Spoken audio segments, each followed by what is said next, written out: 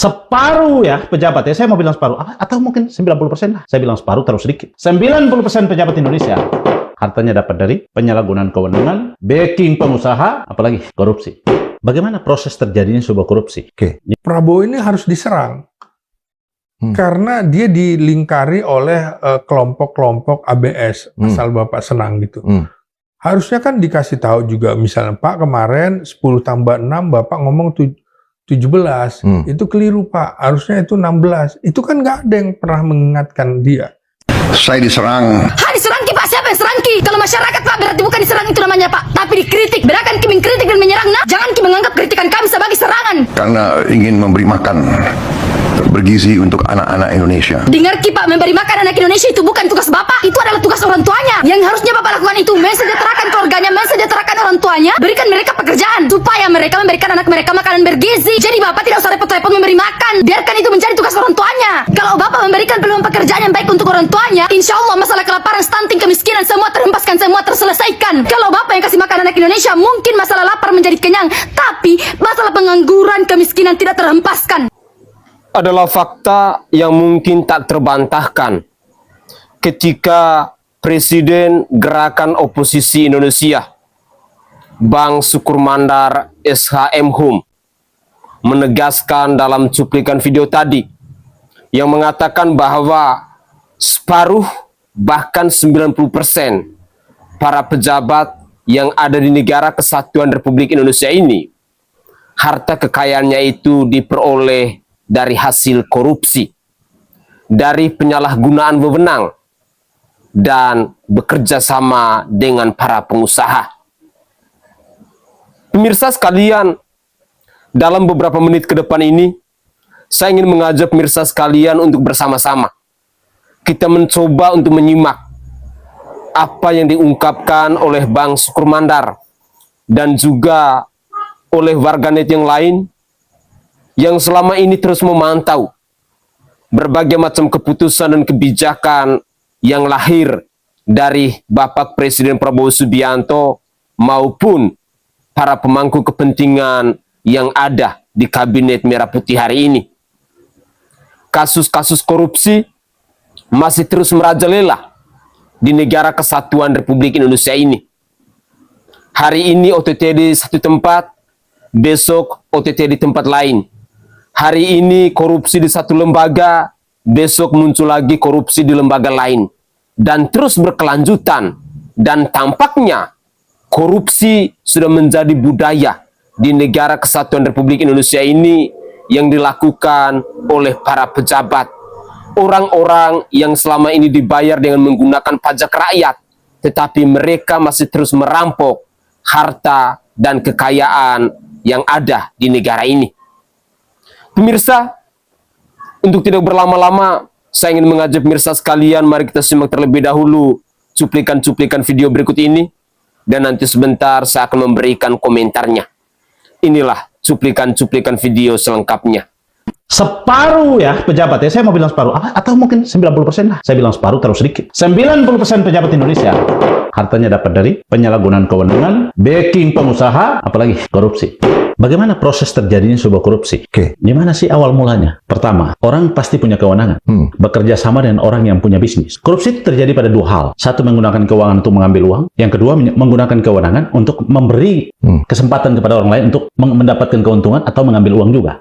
Ini modusnya. Nah, sekian banyak banker-banker itu. Banker milik tersangka FA, mantan Jampitsus itu. Dan banker-banker lain ditemukan. Itu semua sumbernya dari korupsi di mana pejabat memberikan kewenangan kepada orang-orang ini atau membacking mereka untuk nambang ilegal, ekspor ilegal, under invoicing segala macam, batu bara, CPU segala macam. Kan itu uang dari tambang galian dan mineral, kemudian CPU. Ini kan ribuan triliun, Bang Indra. Itu mah kecil. Disembunyikan di titik-titik di mana? Di backing. Nah, itulah pertanyaan saya. Ada urusan apa kok rumah koruptor dijaga itu loh. Ya. Ada urusan apa? Kalau Perpres 66 tentang TNI dibolehkan menjaga atau membantu kejaksaan untuk melindungi keamanan jaksa menjalankan tugas. Jelas di situ. Yang dimaksud jaksa menjalankan tugas bukan jaksa yang korupsi yang kemudian mau ditangkap polisi lalu dijaga. Bukan begitu terjemahannya. Loh, kok jadi terjemahannya jadi kebalik-balik sih? Sekalipun pondus yang sama juga kita temukan pada tersangka calon-calon yang lain yang mau dijemput misalnya. Firly misalnya. Ya, harusnya kan begitu. Tapi kan di Republik ini kasus-kasus yang melibatkan oknum aparat TNI dan Polri itu semua raib begitu saja. Lah pertanyaan saya, uang-uang itu, uang siapa? Kalau bukan uangnya FA, kenapa dia ditersangkakan? Kenapa digeledah? Tiba-tiba polisi bilang, kita mau cek keaslian emas dan uang-uang ini. Bawa FBI. Kalau berangkas itu milik orang-orang pintar, pejabat-pejabat, masa iya nyimpan barang palsu di dalam? Kak, seolah-olah rakyat ini bego banget gitu loh, Bang. Jangan gitu dong. Anda ini memang apa ya? Terlalu bajingan memang. Bodoksin kali ya. Bukan rakyat ini, Bang Indra. Sudah bangun dari tidurnya. Sudah sadar dengan kejahatan-kejahatan dilakukan oleh Anda. Rakyat ini bukan mengulur waktu. Lagi sedang menyusun kemarahannya. Sedang menyusun kemarahannya itu. Ini adalah dampak dari NBG. Artinya yang tanam ikan lele bisa dijual, yang tanam telur bisa hidup, dan kita bisa patahkan.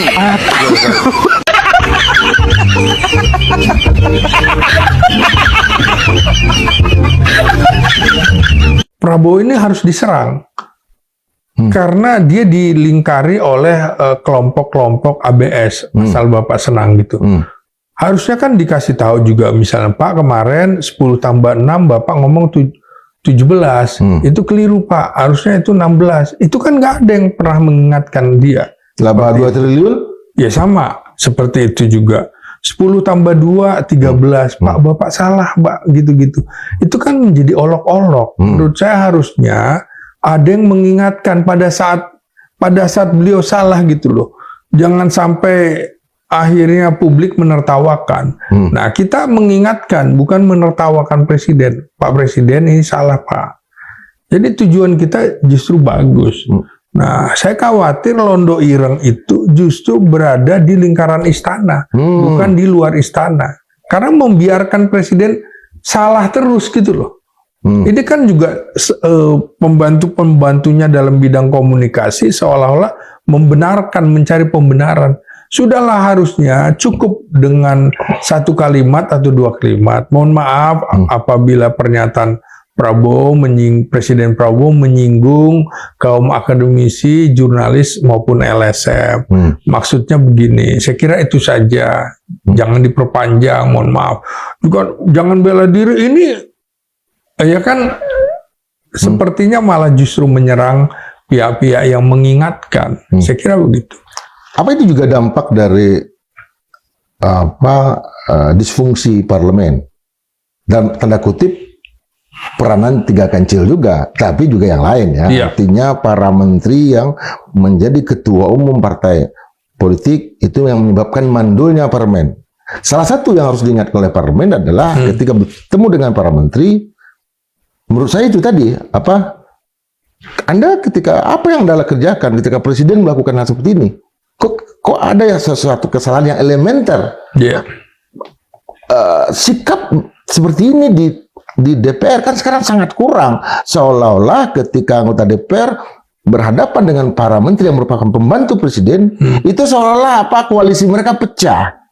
Ada kekuasaan antara eksekutif, legislatif sekarang yang bersatu. Apa yang Bang lihat?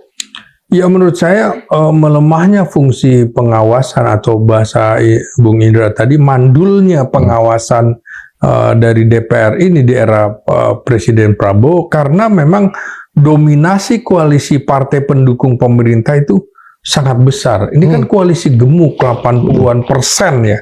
Nah, kuatnya politik kartel antar elit, juga ada irisan kepentingan partai politik itu tadi. Ketua umum partainya atau ketua harian partainya ada di kabinet. Nah, seperti itu. Nah, juga ada kepentingan partai politik di parlemen dengan juga hubungan dengan menteri di kabinet. Sehingga itu tadi, lu jangan bersuara dulu deh gitu. Ya jadi ini kan seperti apa ya, DPR seperti pemandu sorak aja, akibatnya yaitu minim oposisi di parlemen. Nggak ada tuh. Jadi kita juga rasanya pernyataan-pernyataan dari parlemen kita kesampingkan aja kan. Paling jadi kayak sandiwara-sandiwara menyuruh orang keluar dari ruang sidang dan segala. Cuma itu aja. Tapi tidak ada kritik yang substansial kepada pemerintah, dalam hal ini Presiden Prabowo. Nah, itulah makanya akademisi, jurnalis, juga LSM muncul menjadi bagian check and balance. Nah, faktor penyebab lemahnya itu juga menurut saya yaitu tadi koalisi raksasa itu tadi. Hampir seluruh kekuatan seluruh kekuatan partai politik bergabung dalam gerbong kekuasaan. Ya, kecuali mungkin cuma menyisakan PDIP, sehingga ini menghilangkan fungsi kontrol kritis yang biasanya diemban oleh oposisi. PDIP juga nggak memainkan fungsi oposisi, hanya penyeimbang saja. Jadi malu-malu seperti itu. Nah, belum lagi yang kita bilang tadi, Bung Indra juga bilang ada konflik kepentingan. Anggota DPR adalah kader partai politik yang sebagian pucuk pimpinannya menjadi menteri di era Presiden Prabowo, dan ini juga tentu saja memicu vested interest yang membuat parlemen cenderung cenderung canggung atau ragu untuk mengoreksi pemerintah. Nah, ini juga akhirnya publik membacanya ada orientasi transaksional. Hubungan eksekutif dengan legislatif yang cenderung diwarnai oleh kompromi-kompromi atau konsensus-konsensus politik ketimbang cenderung mengawasi dengan sangat ketat, baik juga dari sisi anggaran maupun kebijakan. Dampaknya yaitu tadi peran masyarakat sipil, sepertinya DPR seperti sebenarnya membunyi lonceng. Kami ini nyerah gitu, kalianlah bersuara. Salve, Assalamualaikum warahmatullahi wabarakatuh. Salam Om Swastiastu, Namo Buddhaya, salam kebajikan dan salam sejahtera untuk kita semua. Pemirsa sekalian, dari cuplikan-cuplikan video tadi, izinkanlah saya untuk menanggapi pernyataan dari Bang Sukur Mandar tadi. Presiden Gerakan Oposisi Indonesia Bang Sukur Mandar baru saja melontarkan pernyataan yang mengguncang bumi pertiwi hingga ke akar-akarnya. Dengan tegas dalam cuplikan video tadi dan tanpa ragu, beliau menegaskan bahwa separuh, bahkan kemungkinan besar 90% seluruh pejabat yang duduk di kursi kekuasaan di Indonesia hari ini memperoleh kekayaannya bukan dari gaji, bukan dari hasil kerja keras, bukan dari usaha yang halal, melainkan dari 3 jalan terkutuk, yaitu penyalahgunaan kewenangan, dukungan bayaran dari para pengusaha untuk melindungi kepentingan mereka, dan korupsi secara terang-terangan maupun tersembunyi. Pemirsa, coba kita bayangkan 9 dari 10 pejabat. Angka yang begitu mengerikan, namun terdengar begitu nyata di telinga rakyat Indonesia hari ini. Angka yang seolah menjadi pengakuan diam-diam oleh setiap warga negara yang selama ini menyaksikan bagaimana negeri ini dijalankan. Apakah Bang Sukur Mandar berlebihan? Apakah tuduhan itu terlalu berat? Atau justru apa yang disampaikan oleh Bang Sukur Mandar adalah sebuah kebenaran yang selama ini kita semua ketahui, namun tak ada satupun yang berani untuk melontarkan secara lantang dan terbuka? Jawabannya terngiang di dada setiap rakyat kecil. Beliau tidak berlebihan. Angka 90% itu bukanlah kebohongan. Itu adalah kenyataan pahit yang selama ini tertutup rapat oleh kekuasaan dan uang haram. Mari kita lihat bersama dengan mata kepala sendiri. Seorang pejabat yang gajinya resmi mungkin belasan hingga puluhan juta rupiah per bulan. Namun dalam waktu singkat, ia mampu membangun rumah mewah bertingkat-tingkat, membeli mobil-mobil bermerek berganti-ganti setiap tahun, mengirim anak-anak berlibur ke luar negeri dengan biaya ratusan juta rupiah, memiliki tanah dan properti di berbagai kota yang jumlahnya tak terhitung juga. Jika dijumlahkan seluruh pendapat resminya selama hidupnya, belum tentu cukup untuk membeli satu lantai dari rumah mewah tersebut yang ia tempati saat ini. Lantas, dari mana sisa kekayaan yang melimpah itu berasal? Apakah dari langit turun begitu saja? Atau dari tanah tumbuh dengan sendirinya? Tentu saja tidak. Semua rakyat pasti akan tahu jawabannya. Itu berasal dari uang yang bukan haknya. Itu berasal dari penyalahgunaan kekuasaan yang ia pegang.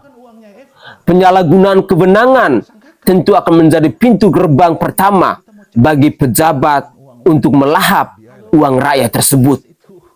Kuat mengatur, kuat memberi izin, kuat memutuskan siapa yang berhak mendapatkan proyek, kuat memutuskan siapa yang dibebaskan dari aturan, kuat memutuskan siapa yang ditindak dan siapa yang dilindungi. Kekuasaan itu dijual laku di pasar gelap kekuasaan. Izin usaha dibayar mahal. Proyek pemerintah dibagi-bagi kepada pejabat dan penyangga. Aturan ditekuk dan dibalik sesuai pesanan. Semua itu dilakukan dengan kedok tugas negara. Padahal di balik layar terjadi transaksi uang yang mengalir deras dari kantong rakyat ke kantong pejabat-pejabat bejat tersebut. Kemudian datang jalan kedua yang kalah menjijikan. Dukungan bayaran dari para pengusaha. Inilah persekongkolan paling keji yang membinasakan negeri ini. Pengusaha kaya menyadarkan kekuasaannya pada pejabat, dan pejabat menyandarkan kekayaannya pada pengusaha, saling menguntungkan dan saling melindungi. Pengusaha memberi uang, modal, fasilitas mewah, dan segala kebutuhan hidup pejabat beserta keluarganya. Sebagai gantinya, pejabat menggunakan kekuasaannya untuk melindungi bisnis pengusaha tersebut, memuluskan izin yang seharusnya sulit, meloloskan proyek tanpa persaingan yang sehat, bahkan menindak siapapun yang berani untuk mengganggu kepentingan pengusaha perlindungannya. Rakyat yang menjadi korban, harga barang melambung tinggi, lingkungan pun menjadi rusak, hak-hak warga diinjak-injak, sementara hukum dan keadilan tunduk kepada perjanjian gelap antara pejabat dan pengusaha itu.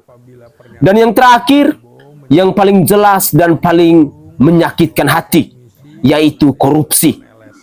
Uang rakyat yang dikumpulkan dari keringat buruh dan pajak para pedagang kecil, dari harga minyak dan beras yang begitu mahal, dari setiap rupiah yang dipotong dari penghasilan rakyat, dikumpulkan menjadi tumpukan gunung emas, lalu dengan tenang digondol begitu saja oleh para pejabat-pejabat bejat tersebut. Korupsi di mana-mana, dari proyek jalan yang dibangun separuh lalu ditinggalkan, hingga proyek fiktif yang tidak pernah ada wujudnya. Dari pengadaan barang yang harganya digandakan berkali-kali lipat, hingga dana bantuan sosial yang disedot habis sebelum sampai ke tangan yang berhak. Korupsi di negara kesatuan Republik Indonesia ini sudah merajalela dari tingkat pusat hingga ke tingkat desa, dari jabatan tertinggi hingga jabatan yang paling rendah. Dan yang paling menyedihkan, ketika tertangkap, hukum seolah tak berdaya. Hukuman ringan, pengalian tersangka jadi saksi, hingga pelarian yang seolah dibiarkan begitu saja. Bukankah itu bukti nyata bahwa jaringan korupsi sudah menyusup ke seluruh sendi kehidupan bernegara? Jika Bang Sukur Mandar menyebut angka 90%, sesungguhnya beliau mungkin masih bersikap sopan. Mungkin saja kenyataannya lebih buruk dari itu. Karena kita tahu Begitu seseorang masuk ke dalam lingkaran kekuasaan yang busuk ini, ia seolah dipaksa harus ikut arus. Jika tidak ikut korupsi, jika tidak ikut menjilat pengusaha besar, jika tidak mau menyalahgunakan wewenang demi keuntungan bersama, maka ia akan disisihkan, dihambat pekerjaannya, bahkan dijatuhkan dengan berbagai macam tuduhan. Maka tak heran jika akhirnya yang bertahan dan tetap duduk di kursi empuk itu adalah mereka yang sudah kebal hati, yang tidak lagi malu, yang tidak lagi takut kepada Tuhan, dan yang merasa kekayaan itu adalah hak mutlak mereka karena telah berhasil merebut kekuasaan. Pemirsa sekalian, kekayaan yang didapat dari jalan haram itu pun pada akhirnya menjadi bukti yang tak bisa disembunyikan lagi.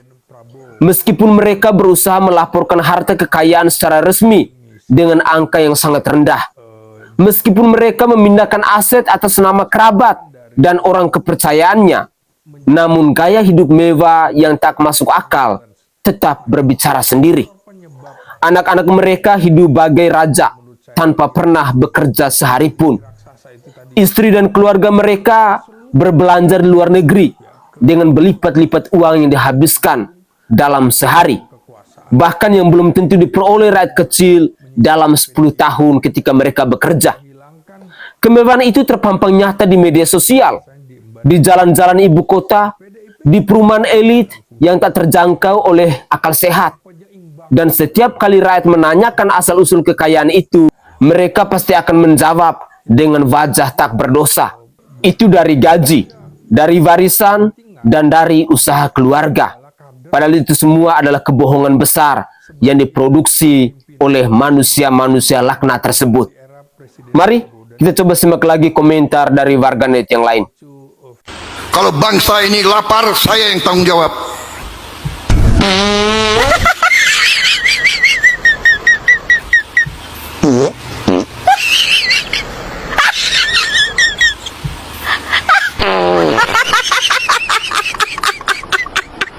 Saudara-saudara, jika saya terpilih jadi presiden, maka program MBG akan saya lanjutkan.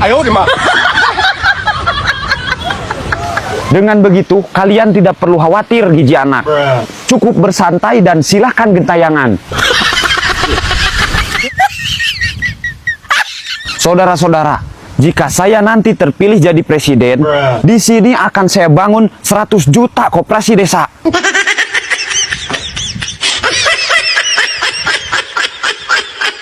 Ini untuk memudahkan kalian jika nanti membutuhkan sesuatu, seperti rambut palsu, gigi palsu, atau ijazah palsu.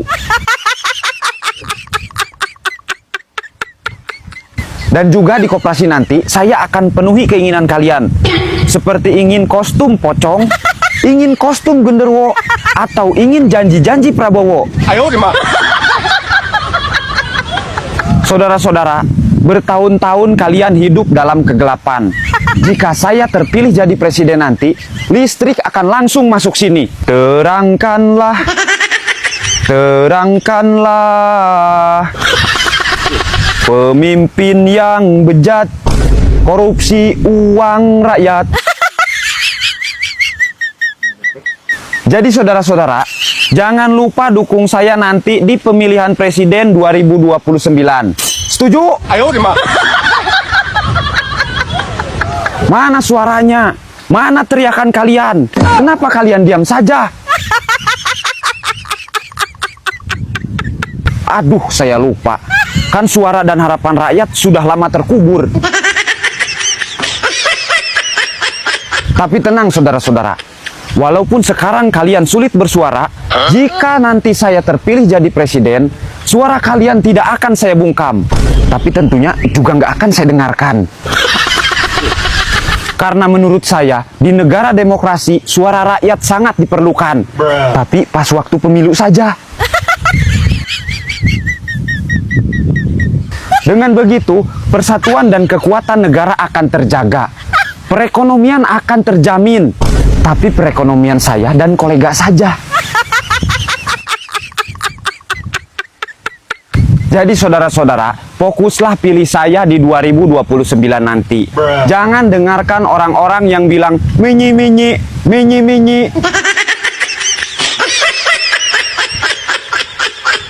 Kalau ada yang bilang apapun, jawab saja, emang gue pikirin.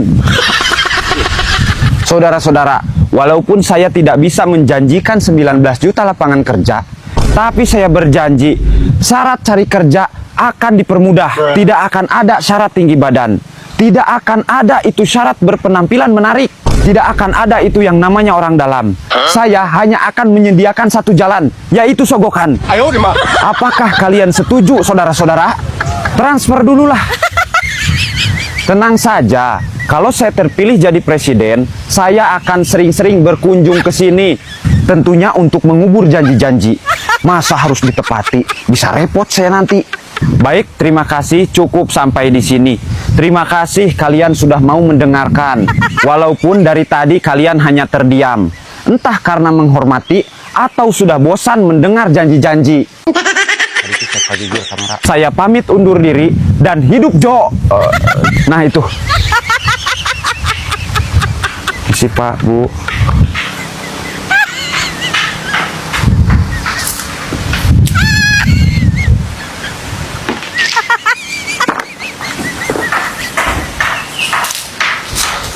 Pak Prabowo bilang berdosalah pemerintah yang berbohong kepada rakyatnya.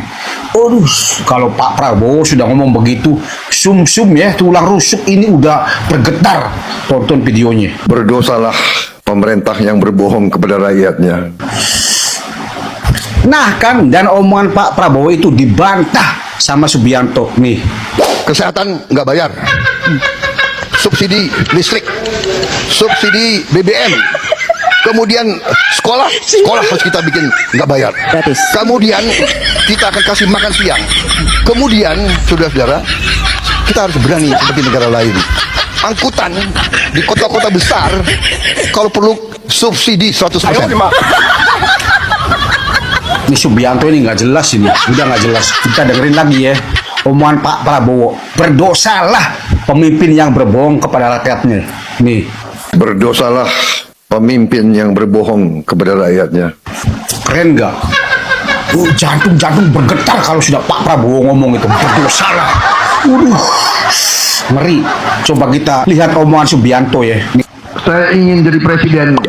Prestasi saya yang saya idam-idamkan, kalau saya bisa jadi presiden di mana harga turun, harga pangan turun, harga pupuk turun, harga benih turun, harga untuk rakyat kita turun, terjangkau di semua bidang. Oh, semua bidang. Enak upilnya nih. Subianto, nggak dengerin presiden kita ya. Pak Prabowo bilangnya kalau pemimpin berbohong itu maka berdosalah. Bener-bener nih Subianto ini. Toh, nggak dengerin omongannya Pak Prabowo ya toh. Innalillahi wa inna ilaihi raji'un. Teriaknya gimana sayang? Hidup Jokowi! Oke guys, itu adalah cuplikan-cuplikan video yang bisa saya suguhkan kepada pemirsa sekalian. Semoga saja cuplikan-cuplikan video ini selain bisa membuat kita tertawa, selain bisa menghibur kita, tetapi ada pesan-pesan yang bisa kita simak. Bahwa sesungguhnya di negara kesatuan Republik Indonesia ini banyak sekali pejabat-pejabat yang bermental penjilat, pejabat-pejabat yang bermental pengecut, pejabat-pejabat yang bekerja hanya untuk merampok uang rakyat. Dan itu adalah fakta yang tak terbantahkan. Pemirsa, semoga saja narasi-narasi yang saya sampaikan tadi dan juga pernyataan-pernyataan yang disampaikan oleh Bang Syukur Mandar yang merupakan presiden gerakan oposisi di negara kesatuan Republik Indonesia ini dapat mengajarkan kita juga bahwa ketika kita menyaksikan ada berbagai macam kasus korupsi yang terjadi di negara kesatuan Republik Indonesia ini, hal yang paling pertama kita sadar bahwa itu semua dilakukan oleh oknum-oknum pejabat. Dengan demikian, ketika Bapak Presiden Prabowo Subianto mengatakan bahwa wartawan, LSM, maupun para pengamat disebutnya sebagai londo ireng, tetapi saya secara pribadi mau katakan bahwa Londo Ire yang sesungguhnya itu adalah para koruptor yang berlindung di bawah jabatan, yang berlindung di bawah kekuasaan yang ada di negara kesatuan Republik Indonesia hari ini. Wahai Bapak Presiden Prabowo Subianto, sadarlah. Malu ketika setiap pidato Anda, ketika setiap narasi yang Anda bangun, pasti selalu dihujat dan dikecam oleh rakyat Indonesia. Bahkan ada pernyataan-pernyataan blunder Anda, ada pernyataan-pernyataan kontroversial Anda yang beberapa waktu lalu sampai di-mute dan tak bersuara. Ada apa ketika Anda menyinggung negara lain soal nuklir itu? Hari ini masih ada begitu banyak rakyat yang membahas. Jangan sampai di suatu waktu Andalah yang akan menjadi korbannya. Saya Sainai dari Provinsi Nusa Tenggara Timur. Saatnya kita yang rakyat jelata harus berani untuk bersuara. Salam hormat, salam NKRI, dan salam Pancasila untuk kita semua.